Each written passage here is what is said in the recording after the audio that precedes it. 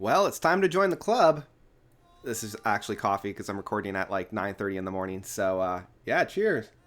Still wondering how it all went wrong and If When by the Tea Club. So the Tea Club is a kind of a rock band that toes the line within progressive rock that formed back in 2003 within the US, I believe in New Jersey. Their first album came out in 2008 with General Winter's Secret Museum, and then they had put out Rabbit in 2010 and Quickly in 2012. The album that really sparked my joy was Grappling in 2015, which I've done a review of. You can find that up there. And I fell in love with these guys. These guys are a great blending of modern rock within progressive rock tendencies. And this was kind of where I was hoping progressive rock would go within this era of music by incorporating, the techniques that we had unearthed back in the 70s by putting more of a modern spin without completely emulating and leaning so far into the techniques of yesteryear. These guys are incorporating more modern things that we found within, say, this 90s and the 2000 era. So it feels a lot more fresh. It feels a lot more inviting in that sense. And If When definitely continues that territory while also experimenting every once in a while. And this album really surprised me. I love how inviting this album is. It's much more positive, even when they toe their line at being very dark and guttural, as we found within Riverman, because Riverman being kind of the center track at track 4 of 7, it's quite dark at times, and I really enjoy kind of the build-ups that they have within this track and the vocal work that we have within I want to say it's either Patrick or Daniel McGowan, the two brothers that we found on here. They both kind of lend their voices, providing that like dark territory.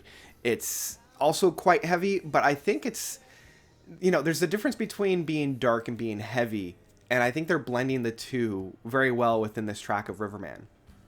But I am getting a little bit ahead of myself. As I mentioned at the beginning, this album is very inviting, and this is found within the first track of The Way You Call. It is paired with the final track of Creature. Creature actually ends on the same kind of note, so I love this cyclical? Cyclical? That's still not right. I think cyclical. That's the word I'm looking for. The very cyclical. Again, that still doesn't sound right, but that's the one I'm going with. It feels very rounded in that sense. It ends at the beginning and it begins at the end. And I also love that the third track of If I Mean When uses this whole I say if, I mean when, and that does kind of pair to the actual title of If When. They plant the seed of this theme that they then use as a centerpiece to the big track of Creature, which I'll talk about in a little bit. So I love these little tidbits, and you can tell that these guys have put a lot of thought into this album. Getting back to the album proper, If The Way You Call is kind of this opening track, this inviting in. Say Yes is a rockin' track, and I find myself bopping along to this. It is very fun, very grooving, very energetic as well. The groove of this track is very infectious, especially when we come into the chorus where they're saying, say yes, say yes. It's this big plead with a lot of hope. There's a lot of expectations within it. You can tell that it's probably going to happen.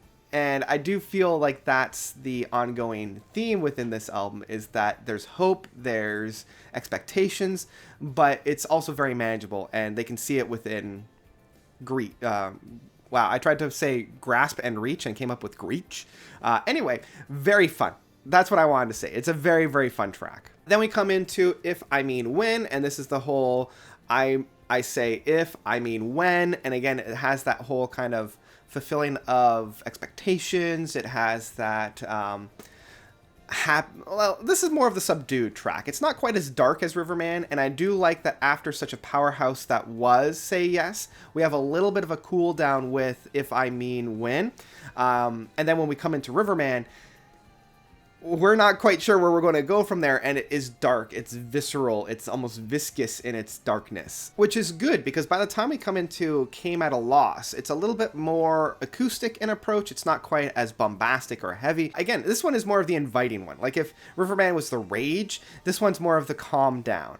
And I like the kind of pairing that we have on here. Like, the album is structured very, very well in that sense. And then Sinking Ship is the shortest track, well, outside of the opening track. Damn, I love the groove of this. I really love the ebb and flow of this track. It's very sway and sachet kind of an idea. It is still a little bit more on the mellow side, so kind of continuing that mellow aspect that we had from Came at a Loss. But there's a little bit more of a gusto with it. You know, there's a lot more sounds.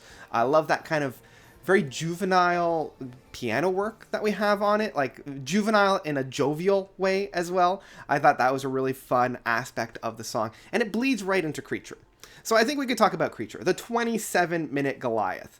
I love this track, as, I mean, it comes as no surprise. Whenever I see a track like this, I get really excited.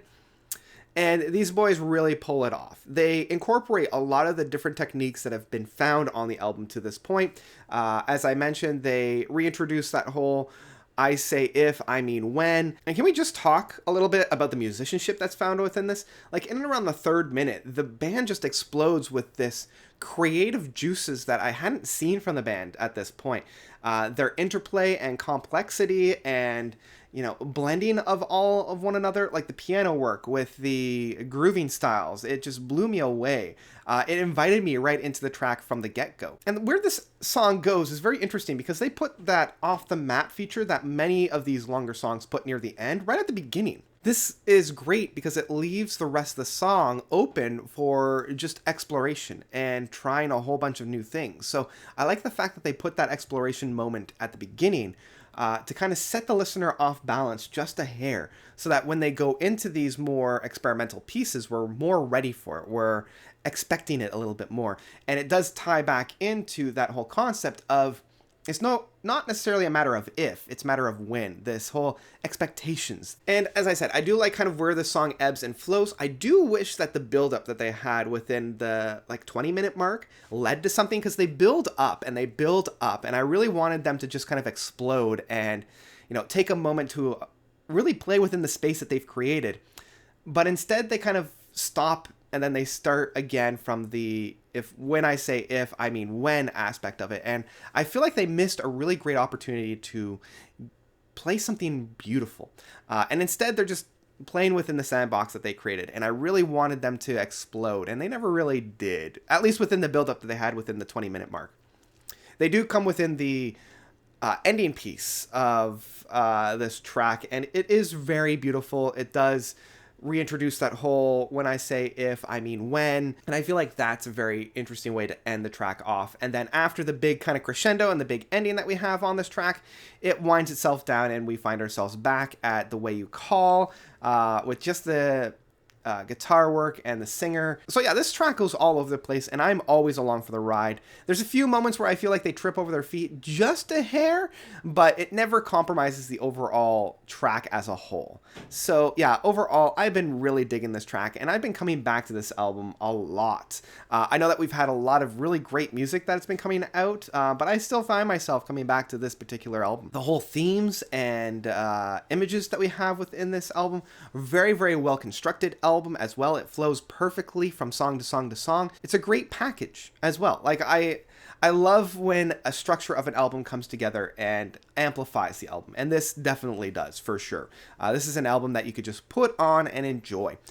So for that reason, I have to say that this is one that I would definitely pick up in physical format. If I found this at a record store or whatnot, I would definitely pick it up because it lends itself perfectly to that physical format type of listening. So that's about it for If When by the Tea Club. What did you guys think? Did you love it? Did you hate it? Let me know of your own thoughts by commenting down below. This is an album that definitely gets the Note seal of approval. This is one that I would highly recommend you go and check out. I definitely found something out of it. I'm sure you will too. So go and check it out. So yeah, that's about it from me. Thank you guys so much for watching. As always, you guys are definitely the best.